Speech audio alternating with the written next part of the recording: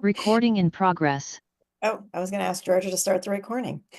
I'd like to call to order the January 9th, 2025 business meeting of the Metro Council and congratulate our newly sworn in councilors.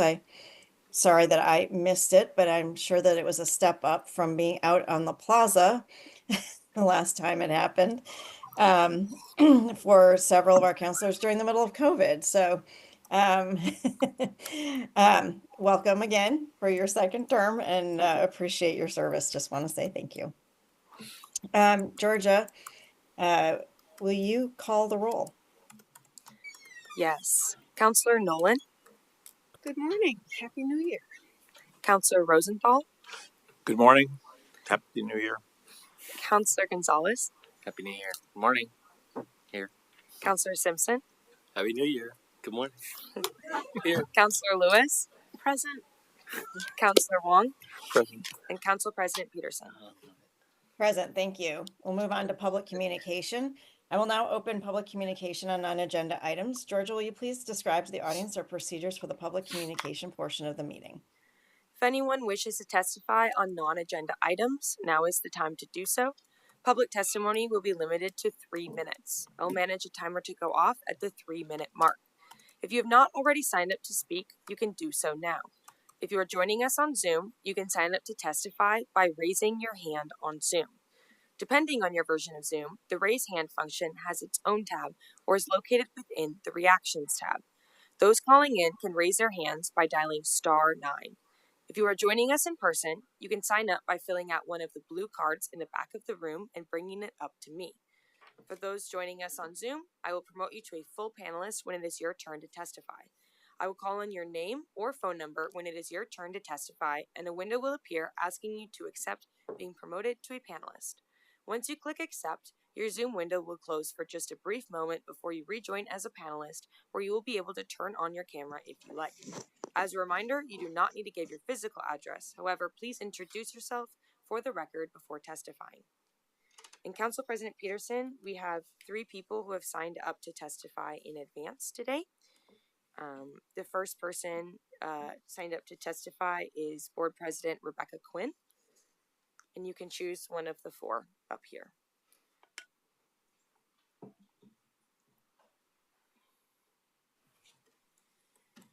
Good morning.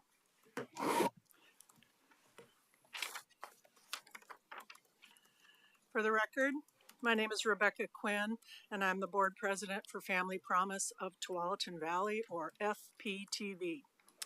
Council President and members of Council. FPTV is a nonprofit. Our mission is to equip vulnerable families and individuals to end the cycle of homelessness brought through a community-based response. We accomplish this by providing emergency shelter, food, and services, including case management, mentoring, financial literacy classes, and job readiness support to homeless and at-risk families. We formed a little over 7 years ago as a grassroots effort to address family homelessness and are an affiliate of a national organization. We opened our doors to children and their families in March of 2019 by hosting 3 to 5 families at a time in a rotational shelter model. Over 90% of those families went into stable housing. With the onset of the COVID-19 pandemic, we moved to a hotel-based model, and we were able to expand the number of households we served to 15. When Washington County reached out to us to add 22 rooms of family winter shelter with SHS funding, we expanded, and 21 of those households went into stable housing. By the end of 2021, we were operating 40 rooms of family shelter year-round. We became a low-barrier shelter and still had a rehousing success rate of 77%.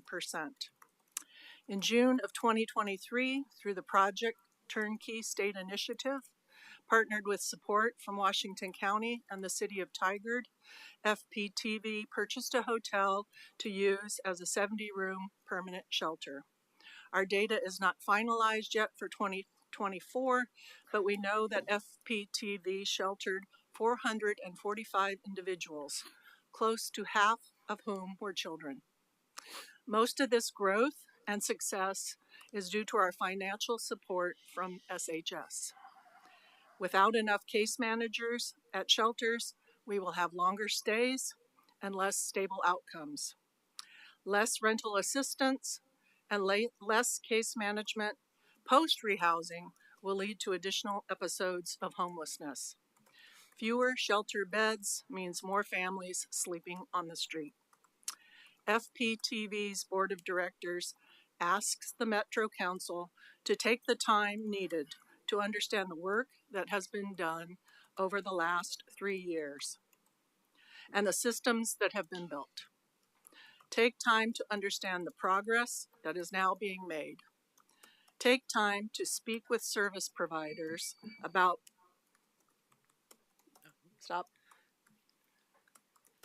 I just have a few more seconds. Go ahead.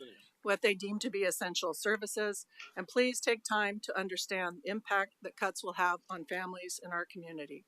Thank you for your consideration. Thank you. I also have some brochures and handouts. Great, you can give them right to me and we'll make sure to distribute them and put them on the public record. Thank you. Thank you. Next, we have Jonathan Moss.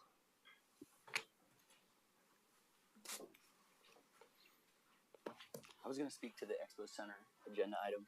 You can speak now and then. All right, thanks. Morning, Metro Council. Good morning, President Peterson and Metro Council. I'm Jonathan Moss. You all know me as the editor and publisher of Bike Portland, but I'm not here today to talk about bicycling or transportation. I'm here to talk about basketball, specifically youth and high school basketball. Back in November, I started a second career as a youth basketball coach for Roosevelt High School. I'm a head coach of their 7th grade basketball team. It's made up of 12 amazing kids from 3 North Portland middle schools that feed into the high school. I'm here with, actually he's not here yet, but Roosevelt High School basketball program director, varsity head coach, and last season's Portland Interscholastic League head coach. Coach of the year, Jamar Lawson, is going to be here in a few minutes. I know Coach Law and I are late to the Expo Future project, but we're here today to bring youth and high school basketball to the table. When I looked over the project documents, I didn't see anyone representing the kids and families that we work with. I know the focus thus far has been on the economics of the plan and the need to attract major tournaments or a professional team to anchor a training facility, but we are the voice of the grassroots community of basketball players, coaches, and parents that desperately need access to more courts in North and Northeast Portland. Basketball season is underway right now. It's cold and wet. We need to play and practice indoors. But indoor gym space is very scarce in North and Northeast Portland. The lack of courts is a limiting factor on the size and success of our school programs. Last night, my son's 8th grade practice at Roosevelt was canceled at the last minute because the gym was double booked with other activities. This is a relatively common occurrence. In the entire North Portland Peninsula, west of I-5 to Kelly Point Park, there are only 2 indoor regulation-sized courts available for use in practices and games for all PPS students. And with so many sports and other activities needing that space, finding time for basketball teams is a huge challenge. In other parts of the city and region, many families pay expensive fees for private coaches and clubs to ensure access to gyms, but the families we work with in North and Northeast Portland cannot afford that luxury. We need more places for them to play. When it comes to tournaments, Portland is losing out big time to Vancouver and other places. Having a location like Expo Center to host our own tournaments would be transformative. In the past month, my family and I have driven cars over the river into Vancouver many times to attend tournaments. When we get there, we pay $10 to $12 per person just to watch our kids play. This is on top of team registration and other fees.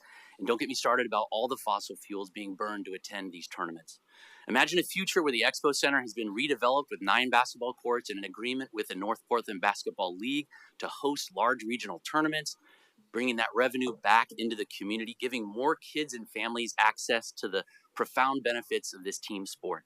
And imagine a partnership with PPS that gives local middle school and high school teams access to these courts. It would unlock vast potential for youth basketball development in our area. Then imagine all these kids and families hopping on the Max Yellow Line on North Interstate Avenue, riding bikes together in the bike lane on North Denver Avenue, the Columbia Slough Path, and the future bike path that's going to be built along Expo Road. Basketball is a powerful force for good in the lives of many young people in this region. It builds character, strengthens bonds, and has a positive impact on their mental and physical health. Please keep youth and high school basketball in mind as you move forward with the Expo Future project. Thank you. Thank you, Jonathan. Thank you, Mr. Moss. Thank you. The last person we have to testify is Denise Skeen. Your time will begin when you start speaking.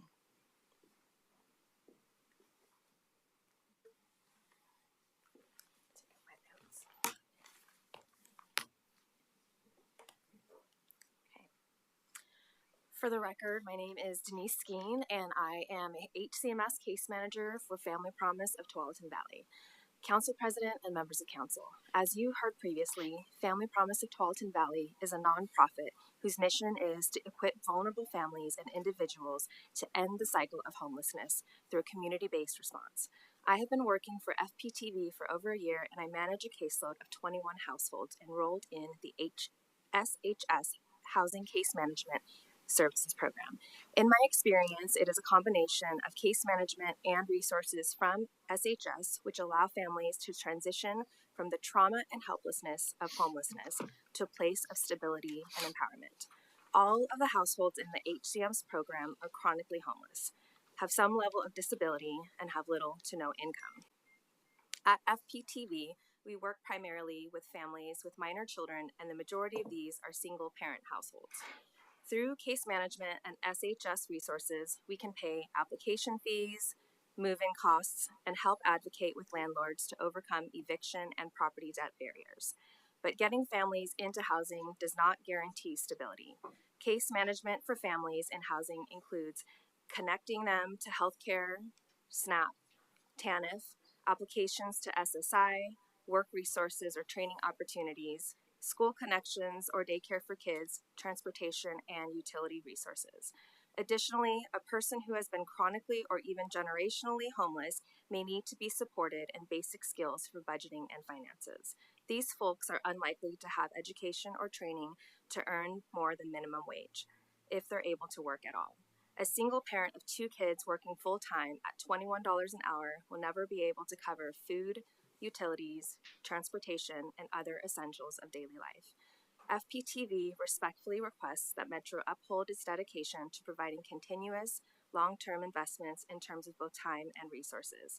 This sustained commitment is crucial in preventing families from returning to homelessness. Additionally, this continued support will play a significant role in ensuring the future success and well-being of the children within these families. Thank you for your consideration. Thank you. Okay, Council President Peterson, there's no one else who has signed up to testify, and I do not see any hands in the Zoom meeting.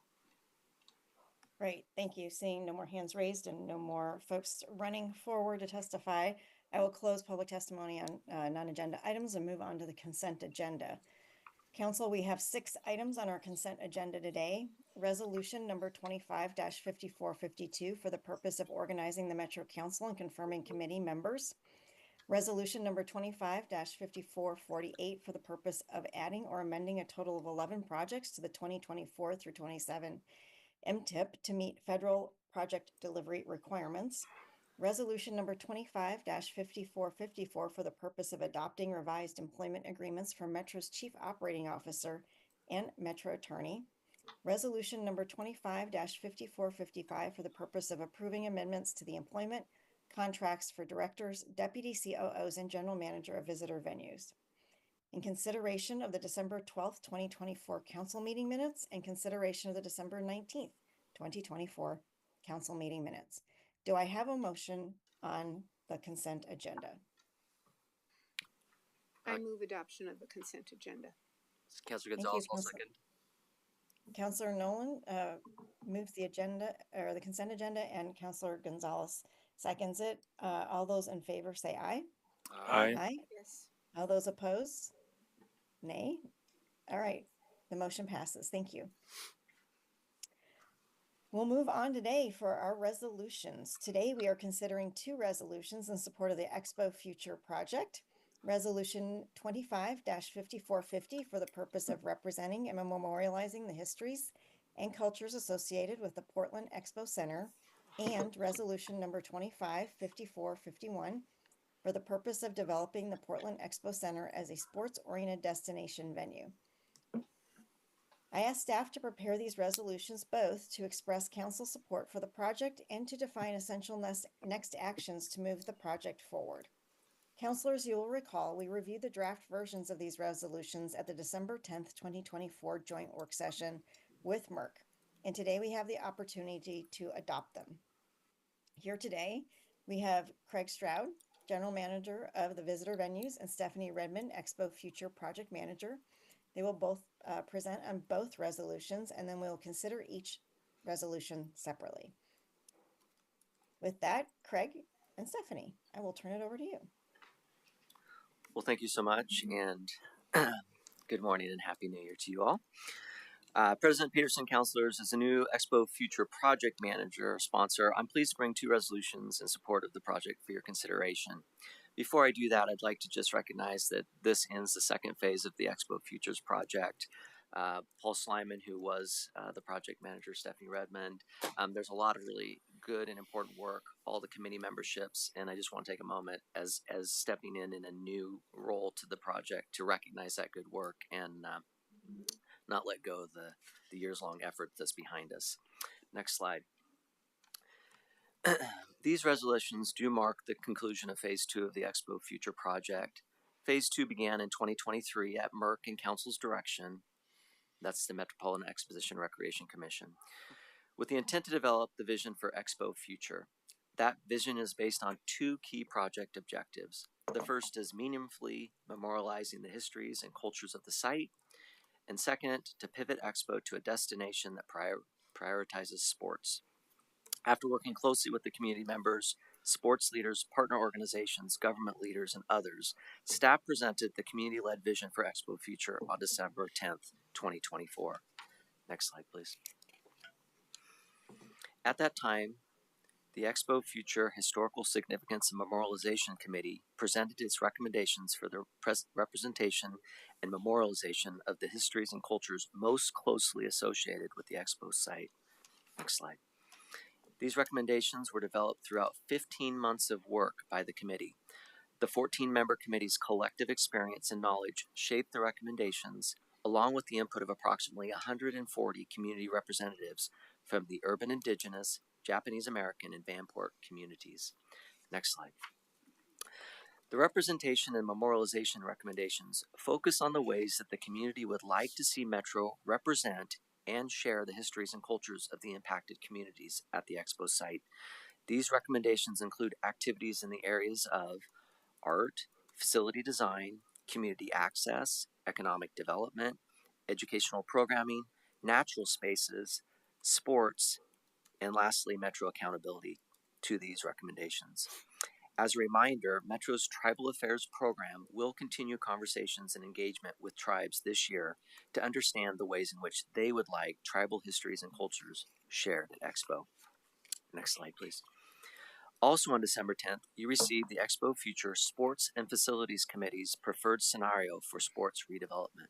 Next slide. After Hunden Partners' June 2024 presentation of its sports feasibility study and 4 recommended sports redevelopment scenarios for the Expo Center, the 14-member committee worked throughout the summer and fall to refine the scenarios to one that is most relevant and recommended for the Expo and the region. Next slide, please. This scenario includes investment in sporting equipment and required infrastructure and halls D&E to enable the venue to better attract and host sporting events, particularly basketball and volleyball. Next slide.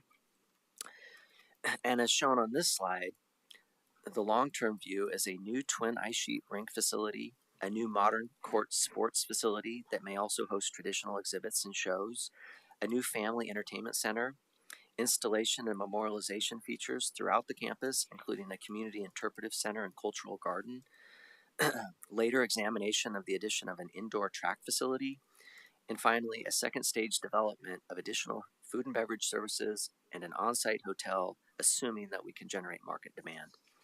Next slide. The preferred scenario also allows for use of the existing Hall A for potential use as the Community Interpretive Center recommended by the Historical Significance Committee, or for other uses if reuse is deemed to be infeasible. Next slide. And here's a conceptual rendering of the redeveloped site showing the new ice court, entertainment, and community center facilities and parking garage. Next slide. On December 10th, we received drafts of 2 resolutions in support of memorialization and the sports pivot at the Expo Center. These resolutions provide the foundation for Phase 3 of the Expo Future project and support activities that began the implementation of the exciting vision presented to you last month. The Metropolitan Exposition and Recreation Commission considered and approved similar resolutions yesterday at their meeting, and I'd like to now hand the presentation off to Stephanie, who will lead you through the specifics of the resolutions. Thanks, Craig. Good morning, President Peterson and councilors. My name is Stephanie Redmond, Project Manager of the Expo Future Project. Pleasure to be with you this morning. As Craig mentioned, as Council President Peterson and Craig mentioned, you reviewed drafts of the 2 resolutions that are before you today on December 10th. No changes were requested at the work session, so the versions that you see are essentially unchanged in their content. At this time, I'd like to remind you about the content of these resolutions before President Peterson calls for a vote for adoption. Next slide, please. Beginning with Resolution 25-5450 for the purpose of representing and memorializing the histories and cultures associated with the Portland Expo Center. I'll paraphrase the preamble, which recognizes communities' unique and historic cultural ties to Expo and its lands, the history of those lands, including pre-colonial history and displacement of indigenous peoples, displacement and incarceration of Americans of Japanese descent in World War II, displacement of residents of nearby Vanport during the Vanport flood of 1948, which included a significant Black population, the lasting injustices and impacts of those events on communities and sovereign tribes and their survival, resilience, and contributions to the region and to the country. Next slide, please. It also recognizes the Portland Assembly Center as a remaining site of incarceration of the Japanese Americans in the region and as a site of national historic significance. That Metro has convened members of impacted communities to learn their preferences for representation and memorialization. That Metro's Tribal Affairs program is providing support to learn how tribes would like their histories and stories to be represented at Expo, and that Metro has investigated potential financial and other support for the project. Next slide, please. We have 7 proposed actions in the resolutions to advance the Historical Significance Committee's recommendations, and we'll look at those in groups of 2 and 3. Be it therefore resolved that Metro Council recognizes the Portland Assembly Center, which includes Hall A, as a site of national historic significance.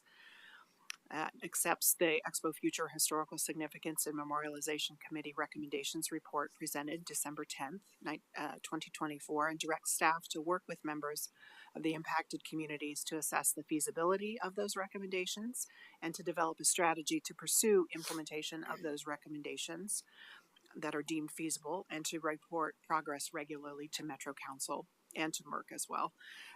Direct staff to commence a cultural resources assessment of the Expo property within 90 days of adoption of this resolution. And that is for the purpose of identifying existing and potential historic, cultural, archaeological, and architectural resources at the site. Next slide, please. Item 4 and 5 are closely connected, and these relate to the continued study of Hall A and reaching a decision about its future use. Item 4 directs staff to develop cost estimates and to request funding in Metro's proposed fiscal year 25-26 budget for additional study and analysis of the Portland Assembly Center Hall A, as described in the Historical Significance Memorialization Recommendations Report. The engineering study would assess Hall A's structural integrity, its capacity to stand independently, and the feasibility of serving uses other than as an exhibit hall, and where feasible, provide cost estimates for potential renovation or deconstruction. And within 180 days of available funding for that study, staff would commence the study and once complete, present the study's findings. Item 5 would direct staff to commence community conversations within 90 days of completion of that engineering study of Hall A for the purpose of developing recommendations about potential uses of Hall A or portions thereof, including use as a multi-use community and interpretive center as recommended by the Historical Significance and Memorialization Committee and its recommendations report that you received last month. And next slide, please. Items 6 and 7 Last, under Resolution 255450, are related to development of an interpretive plan for the site that would define how to share out the histories and cultures associated with the site. Item 6 would direct staff to develop cost estimates and request funding in next year's budget for development of an interpretive plan for the representation and memorialization of the histories and cultures associated with Expo, as was recommended by the Historical Significance and Memorialization Committee's report last month, and also direct staff to present a proposed governance structure and an approach to community engagement for development of that interpretive plan within 180 days of adoption of this resolution. And that approach must, at minimum, invite representatives of the urban indigenous, Japanese American, and Vanport communities and tribes to participate in the plan's development. That concludes the Resolution 255450. Let's move now to the Sports Redevelopment Resolution. Next slide, please. Resolution 255451, yes, 255451, for the purpose of redeveloping the Portland Expo Center as a sports-oriented destination venue. I'll again paraphrase the preambles, which recognize Expo as a regional asset, that Metro seeks the greatest public benefit for the property, the impact of sports tourism nationally, and the athletic, outdoor, team, and recreation sector's growing impacts to Oregon. Next slide, please.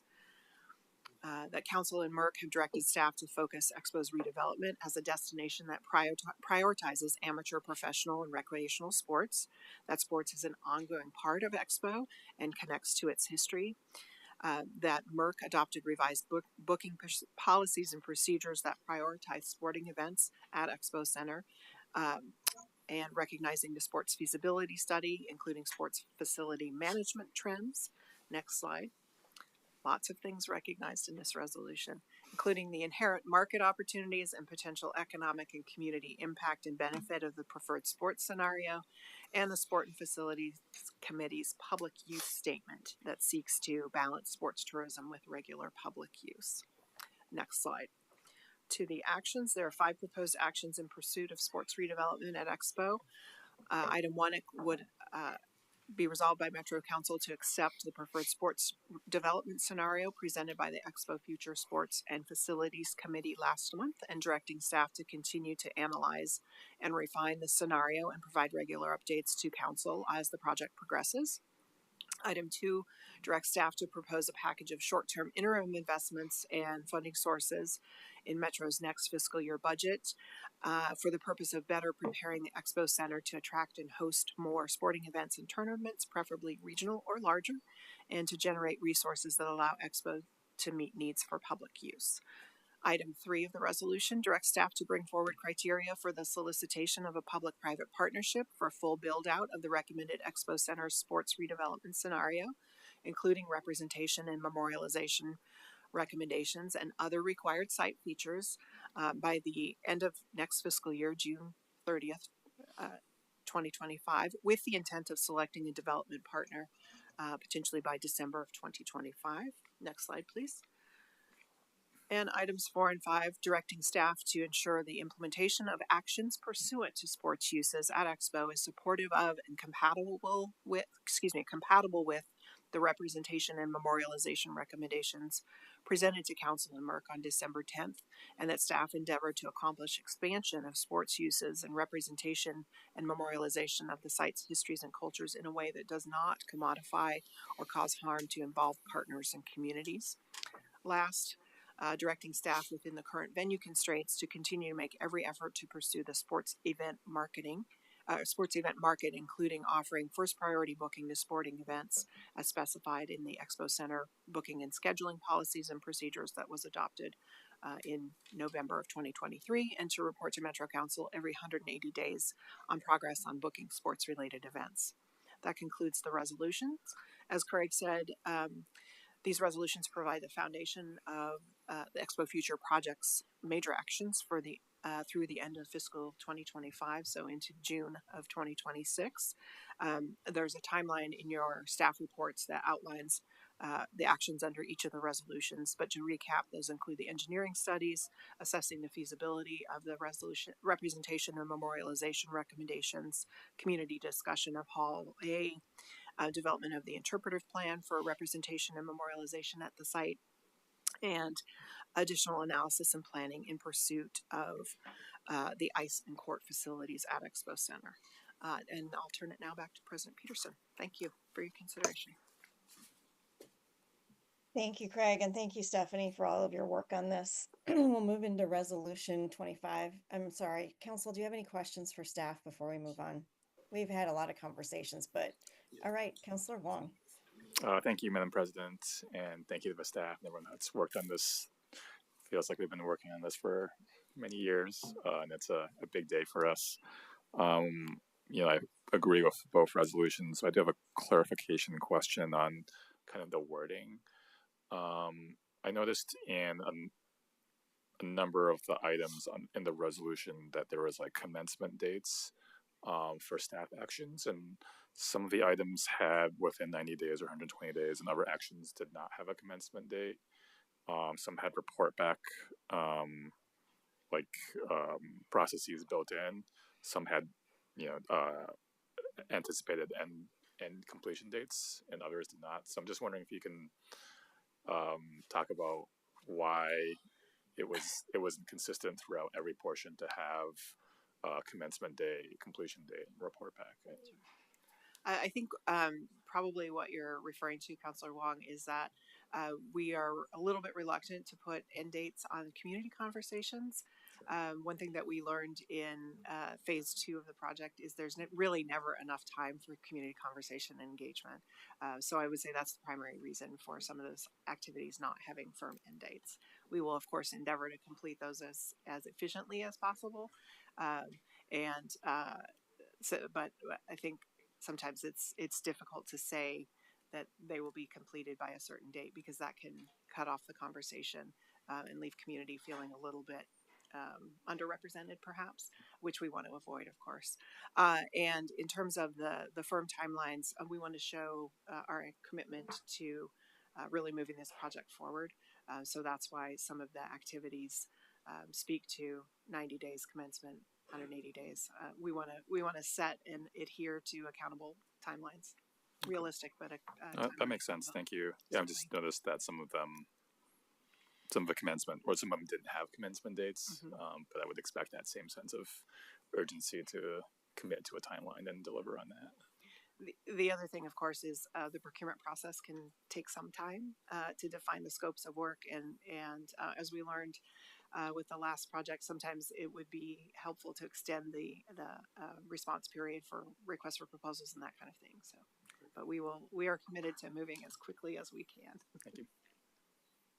Let me just interject. I think that while there's a lot of formal things that we've put into this resolution for commencement and finalization, we as a council, I'll just put it out there, expect quarterly reports back and how things are going. If Craig, if you could help us make that happen, so that we can make sure that we're making forward movement and not getting hung up anywhere, I think that would be helpful as well. All right, Councilor Nolan. Thanks, Madam Chair. Thank you for the presentation.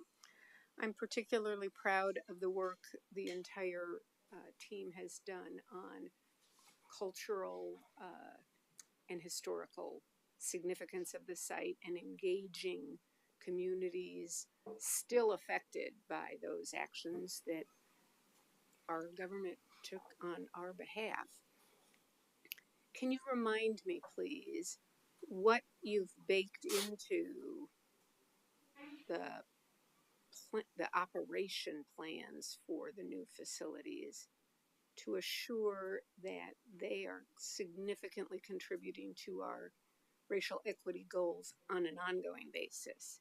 And in my mind, there are other perspectives on it that are important, but in my mind, that means that the facilities are being used at least proportionally by members of our BIPOC communities.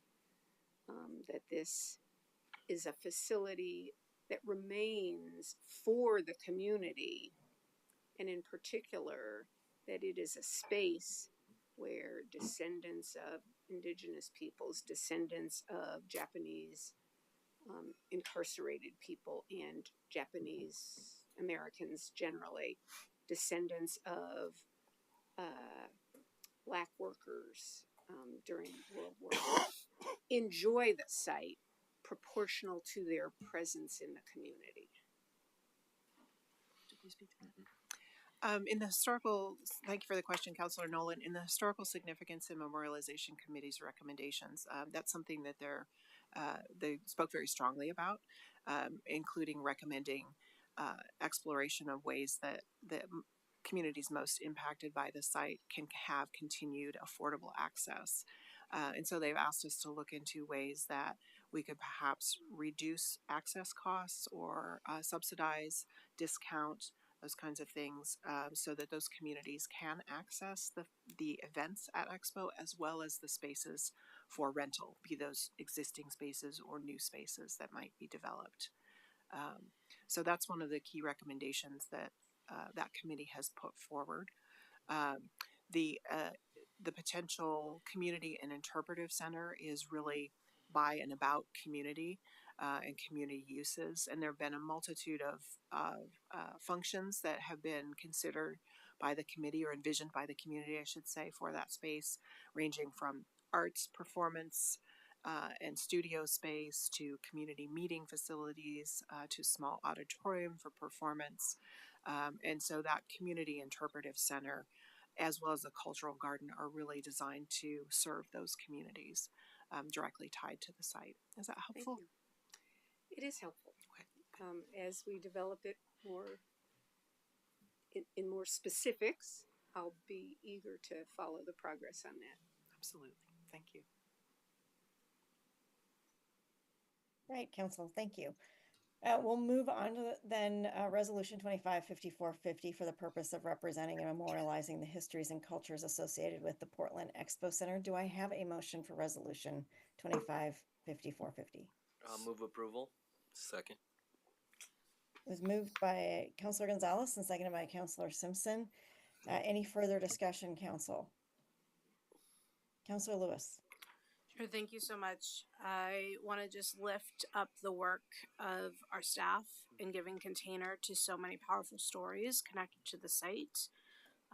This past, I think it was summer into early fall, we spent an entire day at Expo, and the community showed up, not only in number, but in seriousness to the endeavor of recognizing this space. So while we are plotting future, more formal recognition with embedded structure, facility, and budget, I want to recognize that we are doing that work already and right now, and just embody that as we continue this process for change.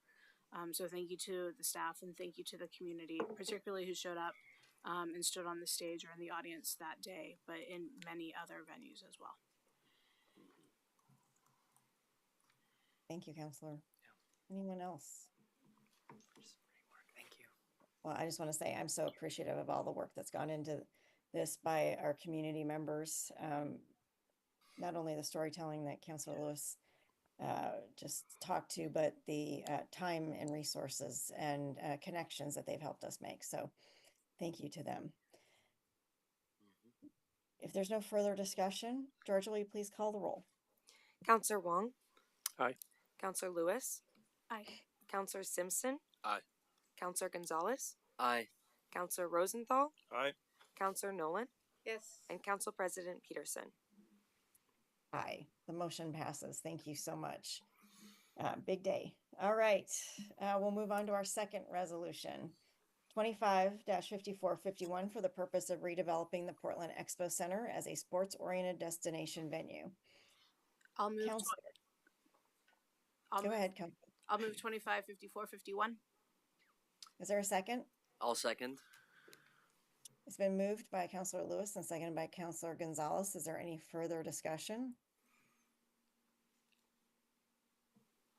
Well, I'll just say that having come in 6 years ago, wanting to make sure that we were moving in the right direction on this issue, I am proud that we have worked together as a team, both staff, the community, and the council to move us in this direction. for a benefit of the entire community. I am surprised and pleased at where we're at today, and really, really want to say just a big thank you to everybody for getting us to this point. So thank you, COO Marisa Madrigal, and thank you to Paul Slyman to be the project sponsor on this and move it forward, as well as Stephanie and the entire team. Just thank you for getting us to this point. There's no further discussion. Georgia, will you please call the roll? Yes. Counselor Nolan. Yes. Counselor Rosenthal. Yes. Counselor Gonzalez. Yes. Counselor Simpson. Aye. Counselor Lewis. Aye. Counselor Wong. Aye. Council President Peterson. Aye, the motion passes. Thank you, everybody. It's a great start to a next giant phase of this project, and I look forward to working with all of you to move it along. Thanks. All right, we'll move on to ordinances. First reading and public hearing of ordinance number 25-15/2022 for the purpose of amending the industrial and other employment areas map of Title IV of the Urban Growth Management Functional Plan for the Montgomery Park area of the City of Portland. Last month, the Portland City Council voted unanimously to approve the city's Montgomery Park area plan to transform the Northwest Portland neighborhood into a transit-oriented mixed-use district that supports job growth and housing. Councilors, you will recall that we previously expressed support for elements of this plan and directed our staff to propose amendments to the Title IV map to advance policies of the Regional Framework Plan in conjunction with the city's plans for expanded housing and employment in the neighborhood. Today is the first reading and public hearing of that requested ordinance, which proposed amendments to the map to remove metro restrictions on certain kinds of land uses in the Montgomery Park to achieve those goals. Glenn Hamburg, our Senior Regional Planner, is here to provide an overview of this proposal. Glenn is joined by staff from the City of Portland to address the city's adopted plans for the area. Glenn? Thank you, President Peterson and councilors. If we could load the presentation, please. As President Peterson noted, I'm Glenn Hamburg, Senior Regional Planner, and I'm glad to be joined here today by Ryan Singer, Principal Planner with the City of Portland. There have been discussions about the Title IV map and its application to the Montgomery Park neighborhood since early last year. But now that this proposal is formally before you, I'd like to reiterate some of the key elements of the proposal and remind on some of the context. Next slide, please. So the ordinance, if approved by this council, would amend the industrial and other employment areas map of Title IV of Metro's Urban Growth Management Functional Plan. It's the Title IV map. The amendment, by doing so, would remove certain restrictions that Metro has on certain non-industrial and non-residential land uses such as parks, community centers, schools, medical and dental offices, and retail uses like a grocery store. The amended area, if adopted, would address 59 acres of territory in the Montgomery Park neighborhood, which is outlined in red on the map on your screen. For context, those 59 acres represent just 0.1% of all of the Title IV restricted lands in the region. For additional context, it's equal to about 20% of the Title IV designations that this council adopted to be applied to the Sherwood West area as part of the UGB decision last year. The proposal, by allowing these non-industrial and non-residential land uses in conjunction with a now adopted city land use plan and land use regulations for this area, are, under staff's advice, measures that would promote certain regional framework plan policies that I'll summarize. Next slide, please. So just a reminder that we had a pretty detailed work session on this topic and on the then city plan for this area back in July. And it was at that work session that this council directed that this ordinance before you today be proposed. Since that work session, there was another detailed conversation, this time with the Metro Technical Advisory Committee, MTAC, and MTAC recommended that MPAC recommend approval of this ordinance to the Metro Council. MPAC met in December. Some of you were there, and we discussed it further. MPAC recommended adoption of this ordinance as well. Next slide, please. So Title IV again has some metro prohibitions and limitations on certain kinds of non-industrial, non-residential land uses such as parks and schools, places of assembly, so those would be things like community centers or places of worship, retail commercial uses, and medical and dental offices. Next slide, please. Where those restrictions apply are depicted on the Title IV map, which is here on the screen in attachment 1 to the staff report. The restrictions apply in the variously shaded blue areas. You can tell from this map that a lot of the region's Title IV restricted lands are in the wider Portland area. There's a significant amount of Title IV restricted lands along the northern reach of the Willamette River and along the Columbia. The red arrow is pointing to the relatively quite small Montgomery Park neighborhood of interest today. Next slide, please. And this is that relatively small area outlined in red, the neighborhood. And overlaid on this aerial image are the existing Title IV designations. You can tell from this map that where designations apply today in the Montgomery Park neighborhood are indeed quite small compared to the areas that would remain designated even with adoption of this proposal just north of Northwest Nikolai Street to the north, and then east of Northwest 23rd and Highway 30 to the east. Next slide, please. So the proposal before you follows on some Federal Transit Administration funded Metro grants to study the impacts of an extension of transit service.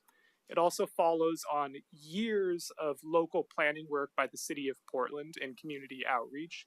And then finally, the unanimous approval by the former City Council of a city plan and land use changes for an extension of the streetcar and other elements. Ryan's going to speak to that in greater detail, but I'll just highlight that the plan is broadly about a transit-oriented mixed-use district being established in this neighborhood that seeks to promote some job growth and housing development. It also includes a public benefits tool. There can sometimes be a lot of jargon and planner speak in these kinds of land use actions, so I want to be clear about what this proposal before you today would do and would not do. This proposal, if it's adopted, would not prohibit any industrial uses. Indeed, it wouldn't prohibit any land uses. It would, however, allow the city to permit certain non-industrial and non-residential land uses, including a public park and retail commercial uses. Staff's advice is that by allowing these types of uses in conjunction with the city's plans for new job opportunities and new housing development in this neighborhood would help to advance some important policies of the regional framework plan. Next slide, please. And here I'd just like to turn it over to Ryan Singer to share more about what this adopted city plan is. Thank you, Glenn. So the vision for the Montgomery Park Area Plan is a dynamic, low-carbon, mixed-use neighborhood with equitable access to housing and economic opportunity. The city's objectives for the area are to create a more intense mixed-use area that incorporates housing and maintains a jobs focus that can support the proposed streetcar extension that would serve the area. As you can see from this graphic, the plan focuses change west of Highway 30 around a streetcar extension along Northwest 23rd Avenue. The area east of Highway 30, which was originally part of the study area, would be preserved for industrial uses. The orange-colored area on this map represents the mixed-use area.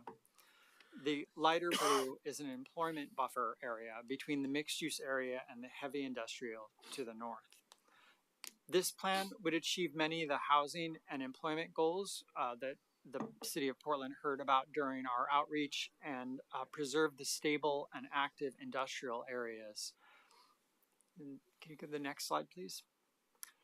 This slide covers at a high level the expected outcomes and opportunities. As you can see from the anticipated numbers of housing and jobs, the Montgomery Area Plan provides a significant boost to housing capacity in the area, including a substantial number of income-restricted units. The area will retain a jobs focus with zoning provisions that require a minimum non-residential floor area and a middle wage jobs targets for the largest property owners. A new 40,000 square foot public park, along with public art commemorating York, an enslaved member of the Corps of Discovery, also known as the Lewis and Clark Expedition, and other public realm improvements are also part of the plan. The 1.3 mile streetcar extension is an important component of the plan that is expected to result in a substantial number of new daily riders and new and reconstructed streets. Next slide, please. Zooming into the area, this image shows a potential future with larger buildings along the streetcar extension, which is shown in yellow, and the public realm improvements that would support the evolving uses in the area, including new streets that would be built in the area to integrate large parcels into the existing city street grid. Next slide, please. The plan uses a variety of tools to achieve the expected outcomes. These include regulatory tools, design and transportation policies, and a non-regulatory public benefits agreement. To achieve the jobs and employment uses, the zoning code would deploy a mix of requirements and incentives to ensure that the public benefits agreement's pledge of 400 middle wage jobs is achieved. Affordable commercial space would be both required and incentivized by the code and the public benefits agreement. In the Montgomery Park public benefits agreement, it would also leverage the zoning code's inclusionary housing program to create upfront 200 units of affordable income-restricted housing to deliver this benefit as soon as possible. If the 200 units are not constructed first, then the zoning code complements the public benefits agreement by only allowing greater development rights if 15% of the dwelling units are affordable. That's my portion. Next slide, please. So to date, staff have received no comments from the public, either in favor or opposed to this proposal before you today, but staff have followed the testimony at the city process that preceded this. And Metro staff have observed from the testimony during those processes that there is strong community interest in there being a park that could serve the larger Northwest area if this development were to proceed. There is also testimony in support of there being use like a grocery store in this neighborhood so that future residents can access some of their basic needs close to home.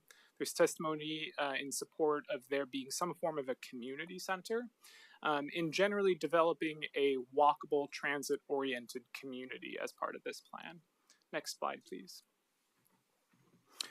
So allowing these types of uses in conjunction with the land uses that are now allowed under the city's adopted proposal could help to promote certain specific regional framework plan policies. And those are outlined in the ordinance and in more detail in Exhibit B to the ordinance, and then also in the staff report. But here it is at a high level.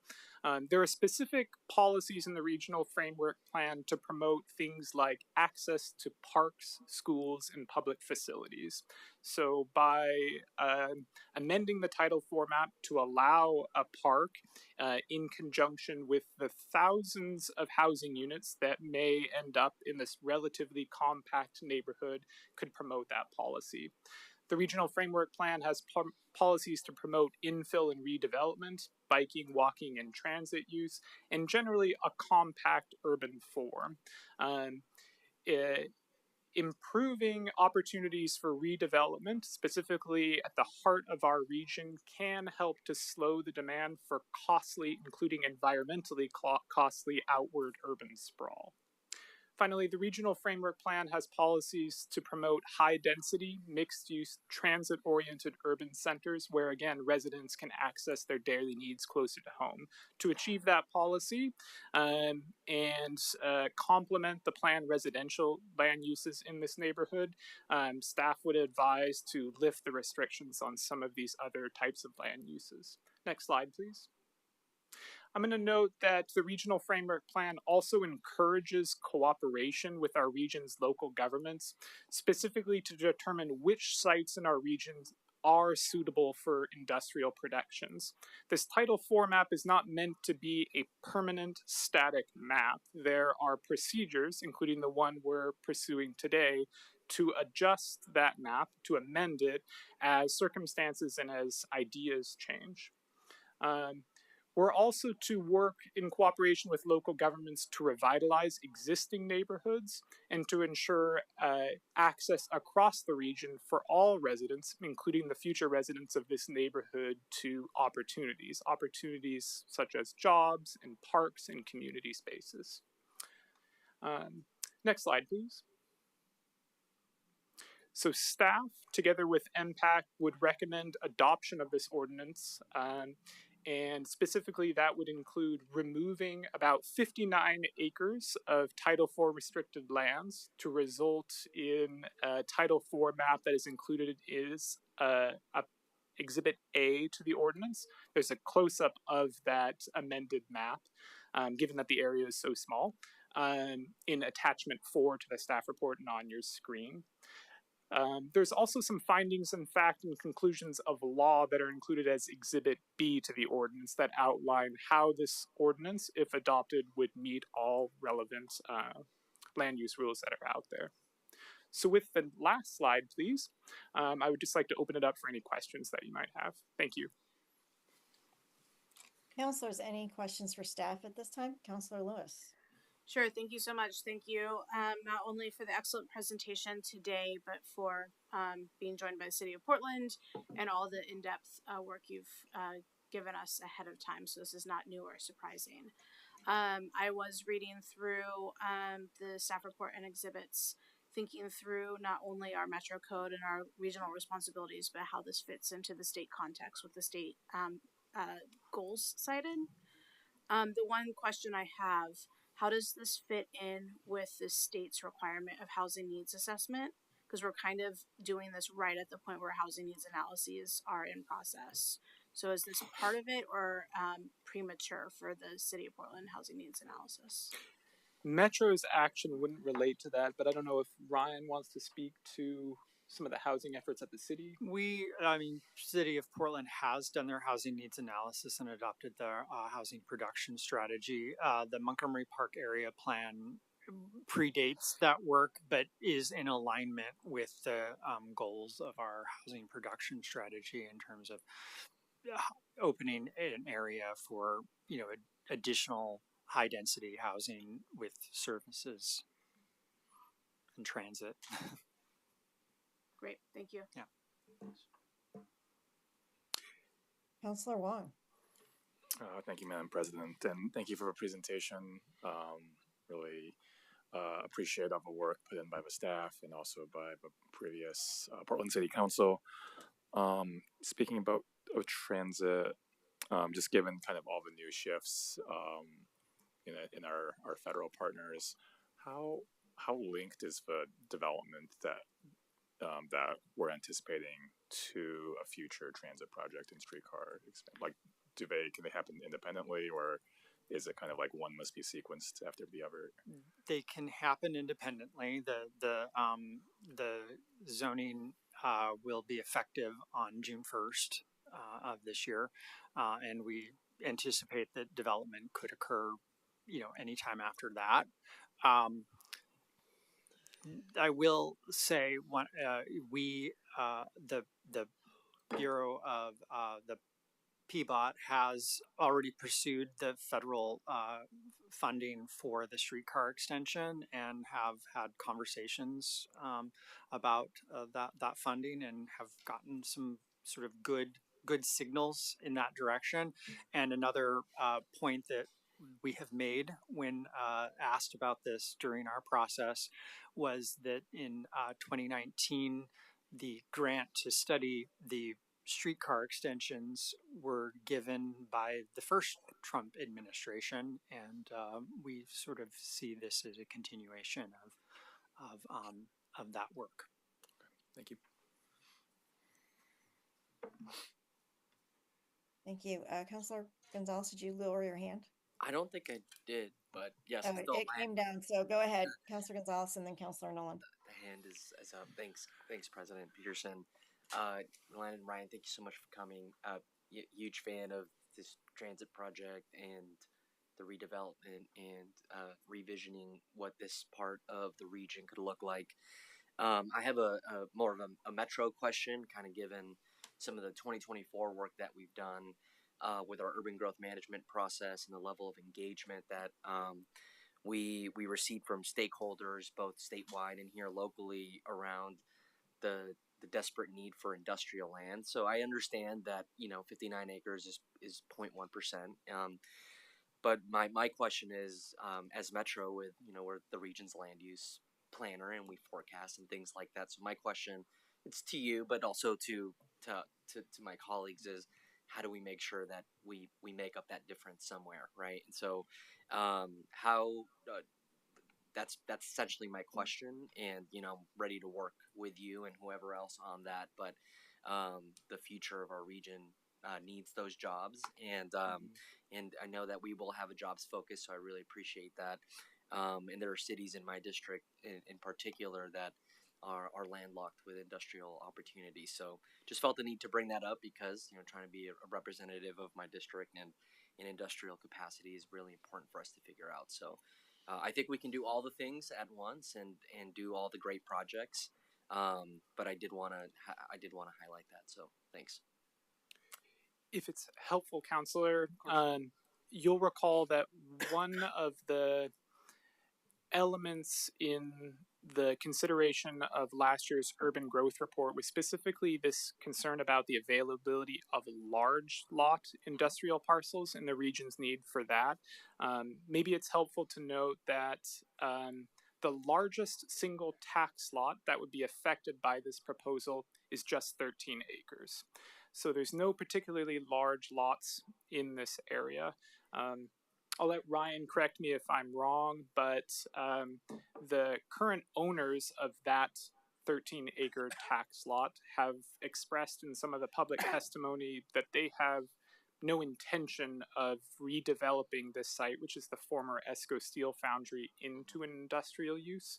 There's some challenges with this particular site.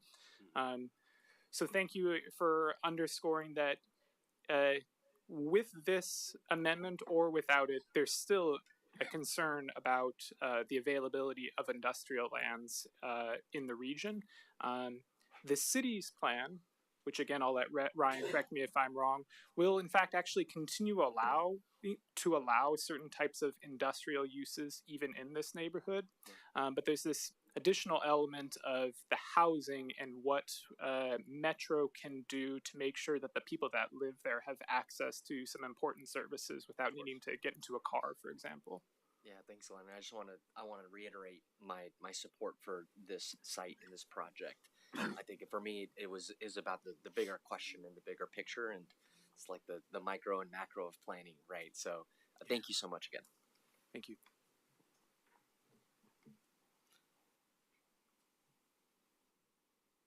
Thank you. Councilor Nolan? Thank you. I don't have a question so much as a need to amp up the enthusiasm a little bit. We've talked about how this meets certain checkpoints and things like that. I think this represents a validation of the attractiveness of this region and particularly in city development for housing. Really thoughtful development that includes jobs, specifically middle wage jobs, walkable neighborhood. This is a validation of the appeal of that, and it's a reflection of what we collectively can do to meet the state's housing needs with what we have. I am enthusiastic about this. I will be gaining about 4,000 to 5,000 constituents if this meets its goals, and I just want us to be excited about it because it really is a fabulous opportunity. Thanks for bringing it to us, Ryan. Thank you, Counselor, and we're very excited about it.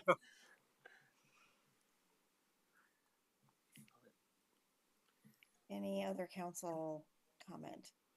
I guess I just want to say, yes, thank you for all the work inside the city of Portland to make, to continue the good work in extending downtown and bringing more people into the downtown, in the way that we have expected the city of Portland to grow. So thank you for bringing this forward. It has been a hard conversation because it is a change in land use, and it is a change to move away from the industrial area there. And I know that it has not been easy to have this conversation inside the city of Portland. So I just want to acknowledge that, but at the same time say that we, to Councilor Gonzalez's point, we still need to continue to make sure that we are also keeping an eye on the industrial land going forward. So good things to come, but we need to make sure it's both on growing employment and having family wage jobs so that we can actually have everybody be able to afford to live in this region. So good points. Councilor Rosenthal.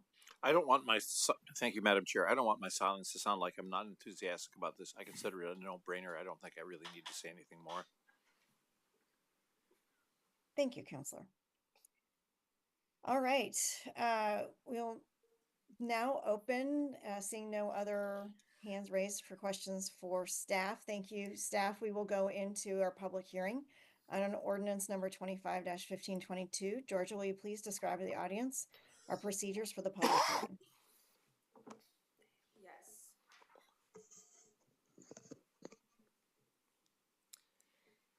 If anyone wishes to testify on ordinance number 25-1522, now is the time to do so.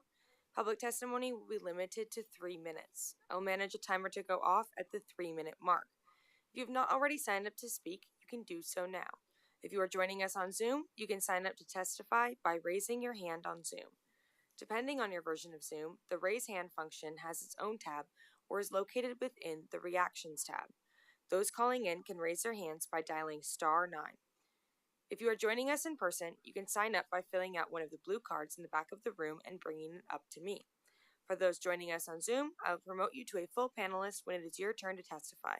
I will call on your name or phone number when it is your turn to testify, and a window will appear asking you to accept being promoted to a panelist.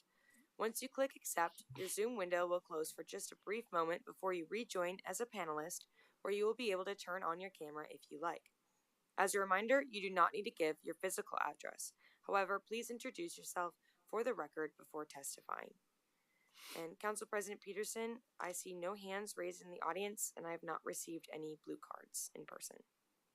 Should we give it a couple more seconds? Yes. Okay. If anybody would like to sing Jeopardy? You don't want me to. All right. Seeing no one running forward and no hands raised, I will close the public hearing on ordinance number 25-1522. And our second reading for council consideration and vote are scheduled for January 16th, 2025. Thank you again, both to Glenn and Ryan. We appreciate all the work. Thank you all. Thank you. With that, we'll move on to the Chief Operating Officer Communication. Marisa. Thank you, President Peterson. Happy New Year, Council. I hope that everyone had a great recess and is settling into work, enjoying this beautiful sunny weather that we're having. Item 1 for your awareness, Parks and Nature Community Partnership Grant applications close on February 4th. These are small grants of up to $5,000 and are intended to support community-based organizations and groups in facilitating connection to nature for BIPOC communities. Organizations who are interested in applying can attend the final workshop of this cycle next Wednesday, January 15th from 12 to 1 via Zoom. For more information or to attend the workshop, you can go to oregonmetro.gov/parks partnerships. Item 2, I met yesterday with city managers to update them on the work that the council and President Peterson have been doing to consider reforms to the SHS program and affordable housing funding. We had good attendance from across the region and feedback consistent with what we're hearing elsewhere. But I also gave them an update on what Metro has been up to over the last year. And as I made my list of what we've done collectively, both council and staff working together, I thought that it was worth sharing some of that here and having a moment of recognition as we pivot toward 2025. It's no secret that last year we talked a lot about housing and homelessness, regardless of where this body lands in its deliberations on a proposed referral for housing funding. Together, we have communicated with thousands of people through individual meetings, the stakeholder advisory group, focus groups, public opinion surveys, city council meetings, community groups, businesses. That is Metro walking its talk and not being afraid to have hard conversations, being open to changing course or supporting things we might not have thought of ourselves. I'm really proud of how we all, council, staff, and our community have showed up to ask questions, listen, and incorporate the feedback that we've gotten. I'm grateful to Council and President Peterson for spending so much time talking to constituents, seeking to understand, working with staff, and just generally leaning into this work on top of everything else that's on your plates. And again, regardless of the outcome of your deliberations, I do feel like we've really come together and grown as a team as a result of all that work. Last year, we also worked as a team to approve an expansion of the urban growth boundary in Sherwood. We created new tables in that process, opening up our books and not just sharing, but explaining our data. We also learned a lot in that process, including how we can be even more open, transparent, racially just, and inclusive next time.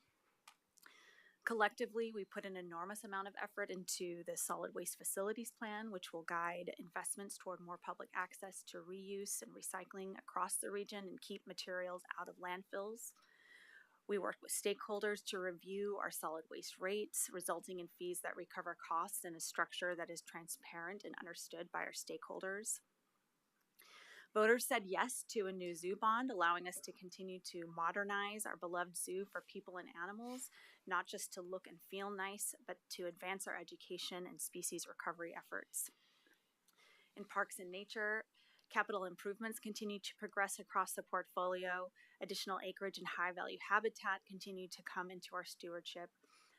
I could go on and on and on with more examples, but my point is that while it can and does feel like there's so much more to do, this organization, our council, our staff, our stakeholders have accomplished a lot in 2024. It's worth reflecting on that so that we can start 2025 with inspiration to complete the mound of work that still needs doing. Looking ahead to 2025, I'm focused on continuing to support council and having robust policy discussions that lead to council having a stronger hand in shaping work across the agency. We share a desire to make sure that what Metro does operationally reflects the needs and values of the people you are elected to represent.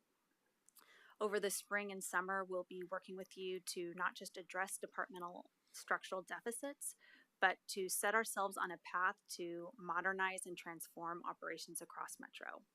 My team and I endeavor to look at things differently, question operational assumptions, and think critically about how we use and leverage the resources that we have. In 2025, we'll be working with the City of Portland on the future of Keller, a question with answers that could have profound and far-reaching implications for Metro's role in managing performance venues. And you just heard all the things that we are going to be doing with Expo going forward.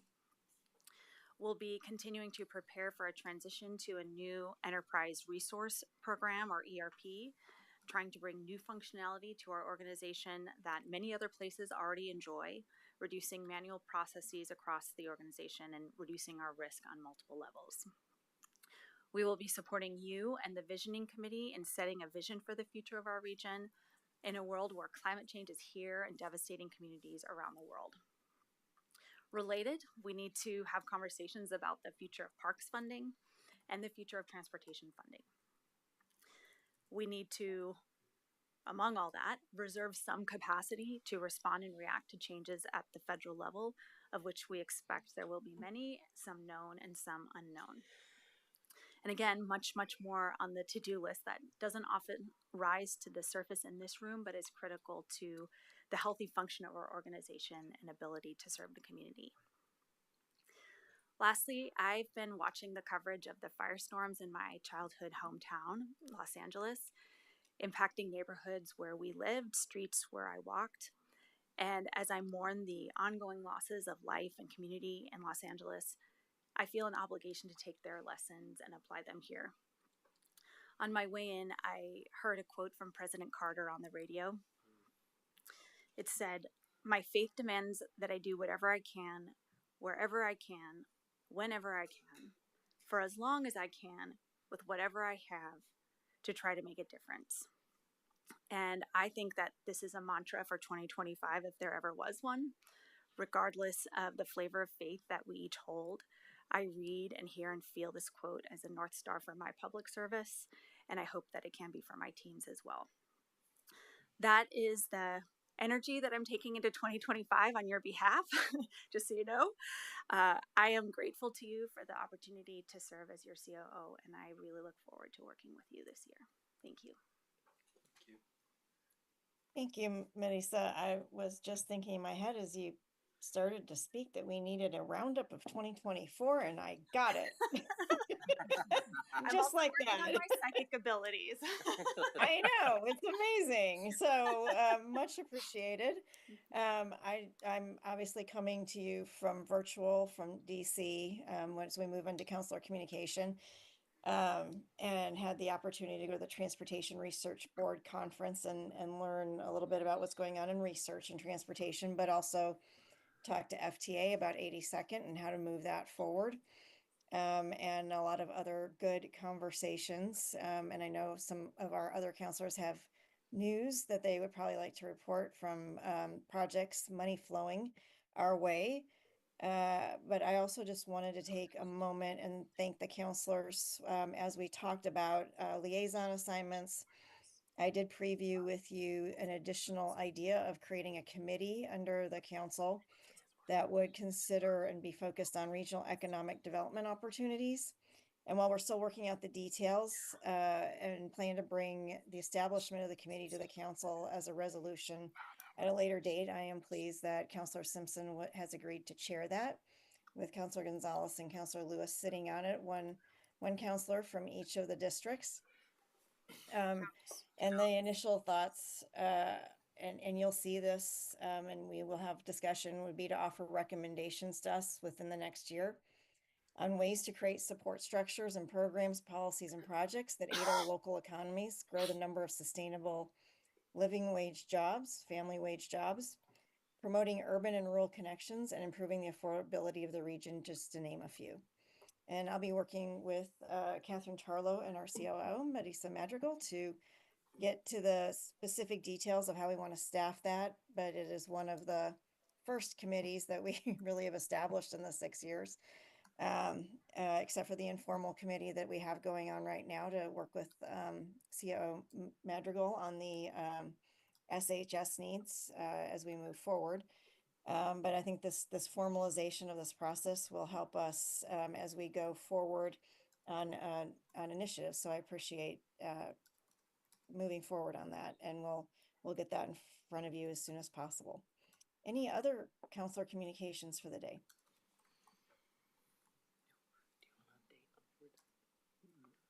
Counselor Lewis. Sure, thank you. I wanted to share two things. First, on Tuesday, I was able to attend a virtual convening of the racial equity and bond markets cohort that I and several of our staff have been participating in for the past 6-7 months. We were invited pretty late to apply, and I believe that we were maybe the most successful project working specifically to advance racial equity through our zoo bond, not only the project itself, but how we approach the market and how we approach equity through equity, because equity means multiple things. So really want to give a shout out to Brian Kennedy, who helped us be competitive in our application, and Caleb and Sharetta, who were on the phone a lot with me, learning a lot. The second thing I wanted to report back is Tuesday evening, I had the opportunity to sit with the Lake Oswego City Council for over 90 minutes, supported by Val Galstad, and talked a lot about housing. It was rough. The folks that I heard from are all supportive of helping our neighbors most in need, most vulnerable, those living on the streets with chronic conditions. They, to a T, all said that there will be a renewal in the future, but none of them agree that now is the right time.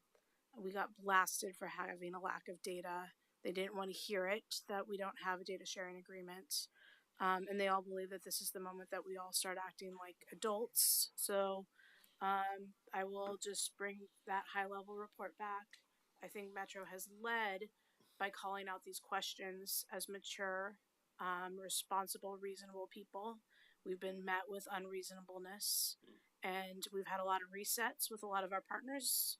And I look forward to more reasonableness and more agreement that things aren't going well. As we heard at the start of this meeting, yes, there are many people in this region who their individual homelessness has been resolved. They've been stabilized. That is all good. We know about that. But what we also know is that things on our streets have not improved, and our systems are more discombobulated, not less. If we look at this systemically, we are failing. So to the 3 counties and to my cities that I represent, we have work to do. Thank you, Counselor. Counselor Gonzalez. Thanks, President Peterson. Well, I guess also, first and foremost, thank you to staff for helping us with a legislative breakfast on Tuesday, which was well attended, and I think was successful in communicating our priorities to our metro area legislators. So thank you to all folks that were involved in that, and of course the staff of the legislators who made sure that we were able to coordinate and do that. And I know there was some cool encounters as well with some of our friends at the zoo and our the animals in our custody at the zoo. So that's pretty great. Yeah. Councilor Rosenthal and I are hosting a legislative breakfast for TV Highway next week, and we have a great set of partners and our equity coalition coming together to continue to talk about the benefits of the project and the opportunities that are in front of us. So I think we're pretty excited for that. And we have a shared update as well, since Tuesday evening, Councilor Rosenthal, with support of Andy Shaw, our Government Affairs Director, we were able to present to the city of Beaverton on SHS, and very similar to Councilor Lewis's experience in Lake Oswego, got some pretty direct questions around timing, mechanism, partnership, the regional approach, and we were there for about an hour plus as well. And I think one of my main takeaways is that the level of questions that we're asking are definitely the right questions, and I think the timeline that we've set has given us the opportunity to really elevate the things that need to be talked about. But definitely a lot of work, and I know that we have a few weeks here still to continue to bring folks into the fold. But I wanted to report back to the council as well that the level of conversation was quite tense at Beaverton. But Councilor Rosenthal, I'm not sure if you want to add anything. Thank you, Counselor. Probably the only thing is that the goals remain consistent. In other words, they have the same goals, and I would say they support the goals and they realize that we've made progress, that we've done things, and that it's a work in progress. I think they appreciated the fact that we were able to come and present and answer hard questions and engage with them. But yes, it was not entirely an easy discussion, and there will be other discussions with other city councils coming up. I believe Tualatin is coming up this next week, and I expect more of the same.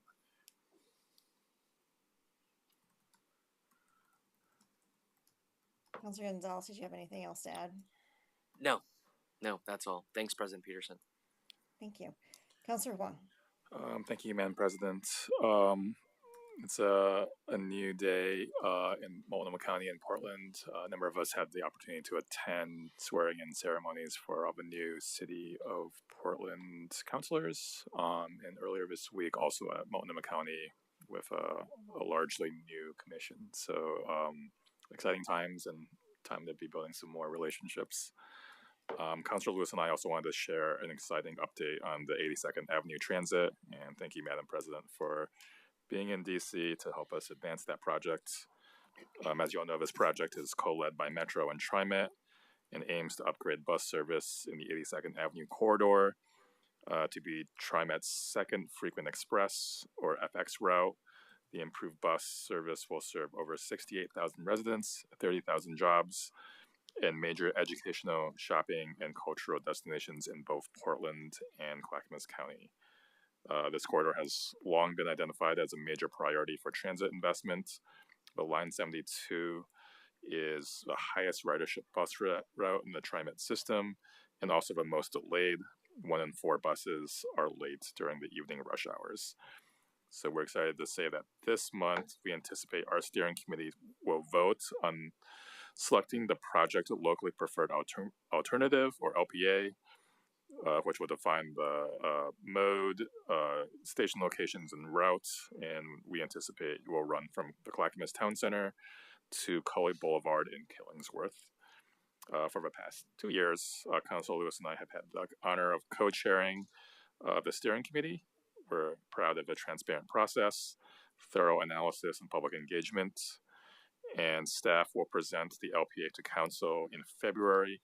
Following the February 16th steering committee vote, Council will be asked to consider approving the LPA after the project partners, MPAC and JPAC, have voted to. MPAC and JPAC have voted to recommend the LPA to Council. So please stay tuned for more information on the project, which is a much needed investment in the corridor. Thanks, Councilor. Great, thank you. Councilor Rosenthal. Thank you, Madam Chair. I had one other small item. As you know, the MERC met yesterday, and of course they were quite enthusiastic about the resolutions we just passed today. But probably more importantly, it was reported that the feasibility, or I should say the financial analysis study, is due out in March. The private entity that is planning or that has applied for a venue along the river has a financial suitability study. In other words, what is the carrying capacity of Portland for a number of venues of Broadway size or large music size? That apparently is out, but has not been formally released. But if anybody wants to try and find it, they should. It may show some. One of the key issues is going to be the timing of who moves forward with which project first.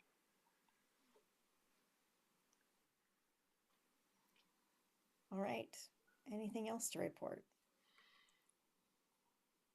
Seeing none, Council, we are adjourned, and our next regular meeting is scheduled for Tuesday, January 14th, 2025 at 10:30 a.m. See you all there.